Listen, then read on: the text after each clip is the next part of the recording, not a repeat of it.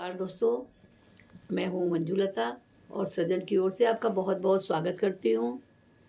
एक सोहर गीत लेकर प्रस्तुत हूँ।